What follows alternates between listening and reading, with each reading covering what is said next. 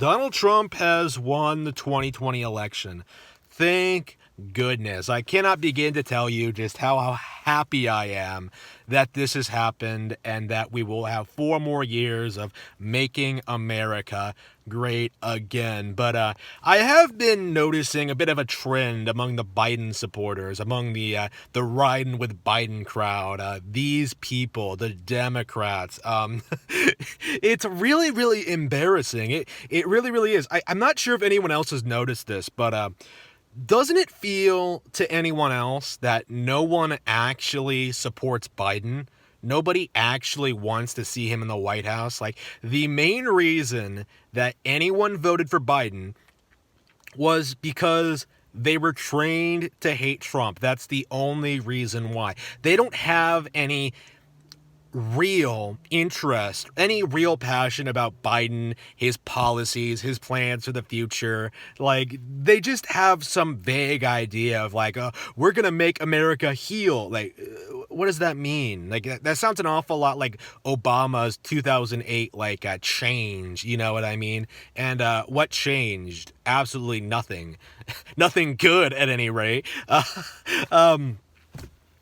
Like, nobody actually supports Biden. They just wanted to get rid of Trump. And that's kind of what we're seeing now. I think the media doing what they're doing at the moment, trying to create doubt, trying to censor Trump, like faking these, the Democrats faking all these ballots, creating this narrative that the race is as close as it is.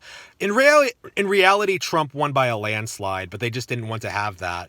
They wanted to sow division among the American population, I think. And I do think with further investigation, we will be able to further understand how these votes were faked. And I can guarantee you that a significant portion of them are indeed fake. I would go so far as to say most of them for Biden are fake, especially in these key swing states.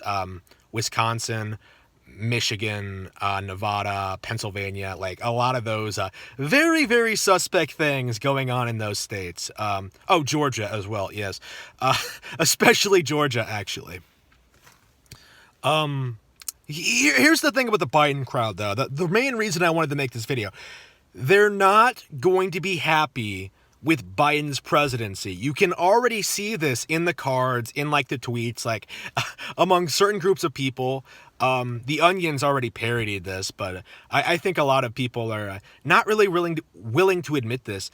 They don't like the idea of Biden actually being president. They don't actually want him in office. Like, this isn't what they want. Like, I think Antifa is going around, Black Lives Matter are going around, like, beating people up, like, rioting again, because like, they know that Biden isn't actually going to do anything for black people. That's another thing I need to say. Blacks, and I would say like the vast majority of Democrat voters are not going to get anything out of voting Democrat. Like, you're not going to get the free stuff, essentially. Like, you're essentially voting to keep yourself in poverty, like keep your communities disgusting, keep importing more immigrants, like keep ruining basically our entire culture, right? That's basically what you're doing if you vote Democrat.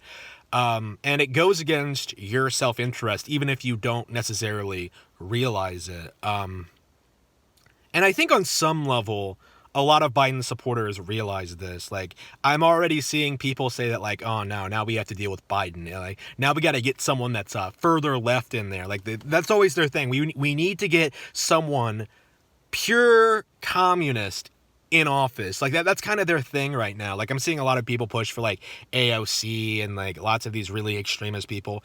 Like, the most important thing I would say, my suggestion, keep doing what you're doing. Like, it doesn't end with Trump. Like that's the thing I think a lot of these Democrats don't really understand. I think they really naively believe that the Make America Great movement is just going to go away now that Trump is out of office, but that simply isn't going to happen. The floodgates have been opened. People know that these people are full of shit, and we will continue doing what we've been doing over the past 4 years, and hopefully continue improving, continuing replacing these corrupt lawmakers.